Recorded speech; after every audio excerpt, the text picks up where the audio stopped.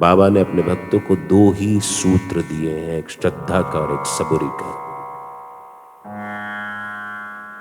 श्रद्धा क्या होती है? यही तो श्रद्धा होती है। हम अपनी तिजोरी में रखे हुए गहनों के प्रति जिम्मेदार होते हैं। हम अपने वॉलेट में रखे हुए पैसों के प्रति जिम्मेदार होते हैं। वैसे ही जब आप साईं के प्रति अनकंडीशनल बिना शर्त समर्पण कर देते हैं तो आप उसकी जिम्मेदारी बन जाते हैं। फिर अगर आपका सर नीचा होगा तो उसका होगा। फिर अगर आप किसी मुश्किल में पड़ेंगे तो वो आपकी मुश्किल दूर करने के लिए बाध्य है। हम लोग तो क्या होता है हड़बड़ी में, आज इस ज्योतिष को दिखा दिया, उस ज्योतिष को दिखा दिया, ये रत्न पहन लिया, वो ताबीज पहन लिया।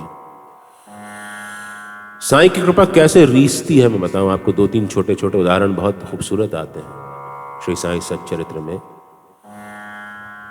सावित्रीबाई तेंदुलकर मुंबई की रहने वाली थी। उन्होंने साईं बाबा पर एक भजनावली लिखी। कोई 101 भजन है उसके अंदर, मराठी में लिखे हुए। उनका बेटा बाबू तेंदुलकर, उसको डॉक्टरी की परीक्षा देनी थी। उसके मन में डॉक्टर बनने की इच्छा थी।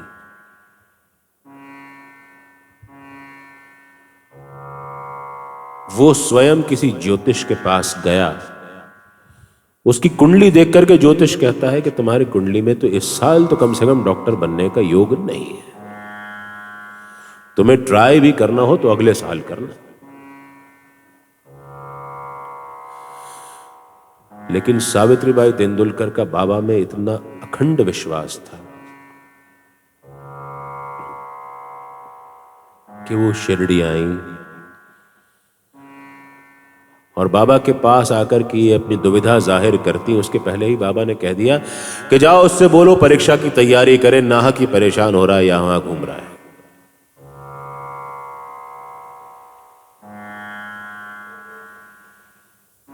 उनके बेटे ने बात अनमने ढंग से मान ली। ज्योतिष ने कह दिया था, भाई इतना बड़ा ज्योतिष है, उसने कह दिया कि मेरी कुंडली में डॉक्टर बनने का योग नहीं है, मैं डॉक्टर नहीं बनूंगा।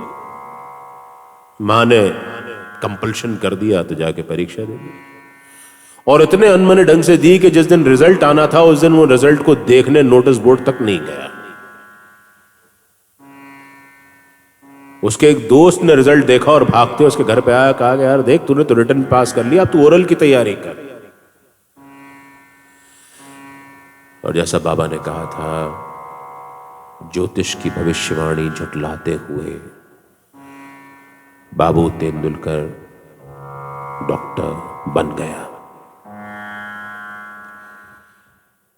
ऐसा ही बापू साहेब बूटी के साथ हुआ। बापू साहेब बूटी नागपुर के करोड़पति सेठ बाबा के पास आए, बाबा के होके रह गए। उनको नाना साहब डेंगले खूब बड़े विद्वान ज्योतिष थे जो पड़ोस के नीम गांव में ही रहते थे। उन्होंने कह दिया बापू साहेब बूटी से कि आज का दिन तुम पर बहुत भारी है, जरा संभल के रहना, हो सकता है तुम्हारी जान चली जाए। बाबू साहेब बूटी बाबा के पास आए द्वारका माई में, और वो कुछ बोलते उससे पहले ही बाबा ने कहा, क्यों नाना कह रहा है कि आज का दिन बहुत भारी है, जाओ उससे जाकर के कह दो कि मस्जिद माई के लाल का काल भी कुछ नहीं बिगाड़ सकता। और एक सांप जो उनको डसने आया था वो उनको बिना डसे ही रात के समय लौट गया। दामू अन्ना कासार जिनकी हमने कल बात की थी, उन्होंने 3 शादियां कर ली, लेकिन उनको संतान सुख नहीं मिला। और तमाम शादियां उन्होंने ज्योतिषियों के कहने पर ही करी थी। हताश हो गए। शिरडी आने वाले थे उस दिन वो। उसी वक्त कहीं से किसी ने बाबा के लिए बहुत सारे आम भिजवाए, आम की टोकरियां भिजवाई। बाबा ने जैसा वो करते थे, सारे आम मस्जिद में मौजूद भक्तों को बांट दिए और 4 आम साइड में रख लिए। शामा ने पूछा, बाबा ये क्यों रखे हैं? तो जो उससे क्या है? कुछ देर में दामू अन्ना मस्जिद पहुंचे और दामू अन्ना बाबा के पास दर्शन करने पहुंचे। तब बाबा ने श्यामा से कहा, ए श्याम्या, ये आम उठा और इसको खाकर मरने दे।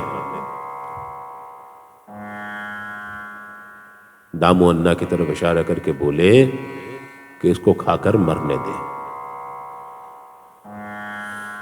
बाबा की भाषा ऐसी होती थी कि जो बहुत आसानी से समझ में नहीं आती थी। दामू अन्ना विचलित हो गए कि मैं यहां पर बाबा के पास दर्शन करने आया था, उन्होंने तो ये आम मुझको दे दिया और कहा कि तू इसको खा के मरने दे।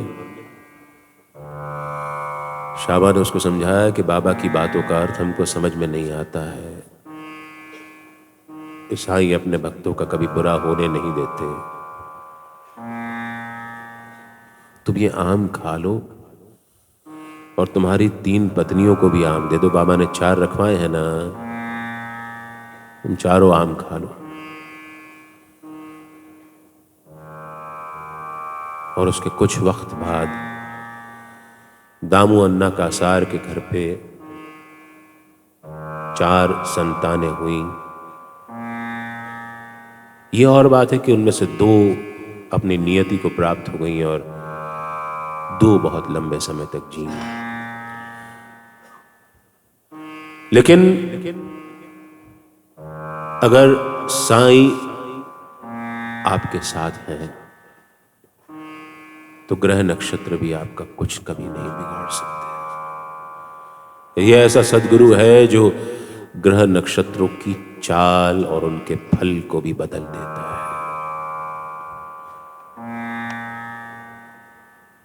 कभी किसी ज्योतिष के पास जाने की इच्छा हो, जरूर चले जाएं,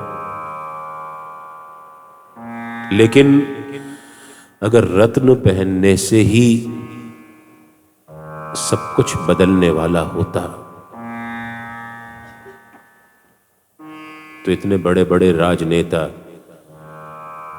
कभी भी अकाल मौत ना मरते। ये जितने चैनलों पे, टेलीविजन पे एडवर्टाइजमेंट आते हैं, ये रक्षा यंत्र, वो रक्षा कवच, ये फलाना, वो धमाका, 2500 रुपए का एक पैकेज है, उसके अंदर ये मिल। एक काम करते हैं, जितने हमारे वीआईपीज हैं, जितने राजनेता हैं, उन सब की Z+ सिक्योरिटी हटा करके सबको एक एक कवच और मंत्र देना शुरू कर देते हैं, काम खत्म हो जाएगा।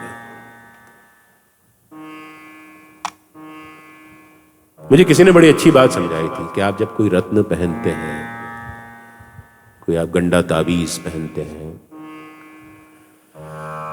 तो वो असर करे ना करें, लेकिन उनको पहनने से आपके अंदर जो एक आत्मविश्वास आता है वो असर करता है। और आप यकीन मानिए कि जिसके पास साईं है उसको किसी रत्न, किसी गंडे ताबीज की जरूरत नहीं है। आपके अंदर तो स्वयं इतना आत्मविश्वास होना चाहिए कि आप स्वयं अपने दिन पलट दें। साईं को इतना मजबूर करिए कि वो आपके साथ चमत्कार करे। करता है, करना उसकी मजबूरी होती है, क्योंकि वो आपके विश्वास को तोड़ना अफोर्ड नहीं कर सकता। He has to do it. Make him do it.